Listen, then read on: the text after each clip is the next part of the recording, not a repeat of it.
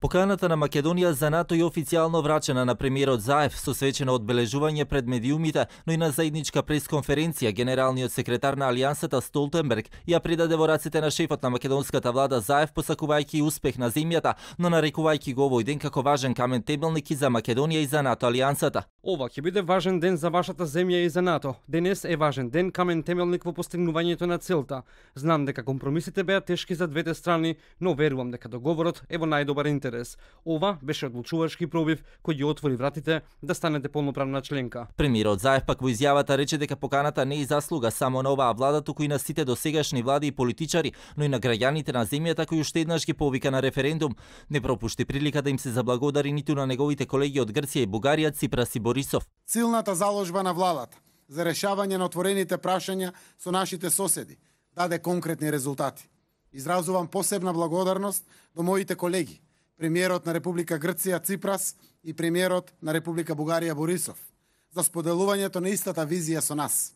Следен чекор за нас е организација на референдумот како највисок демократски израз на политичка волја на македонскиот народ и на сите граѓани во нашата земја, чин како граѓаните ќе кажеме да за нашата иднина.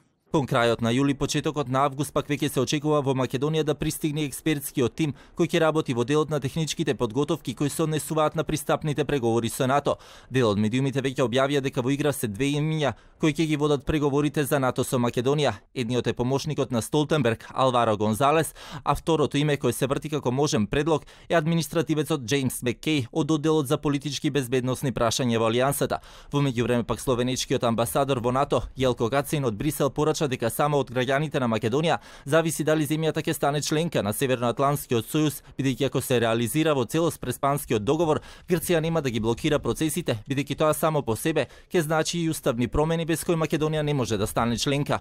Одлуката во Грција е веќе усвоена. Условите се на ваша страна. Штом ги исполните условите, очекуваме позитивен сигнал од Атина. Да не добивевме позитивна порака, генералниот секретар немаше да може да го потпише документот и да започне пристапни преговори. Преговорите со Алијансата се очекува да траат повеќе од 6 месеци, кога се очекува да биде завршена и целата процедура во врска со договорот со Грција, а за ратификацијата и протоколот ќе биде потребна речиси 1 година, односно целокупниот процес се очекува да трае околу 18 месеци.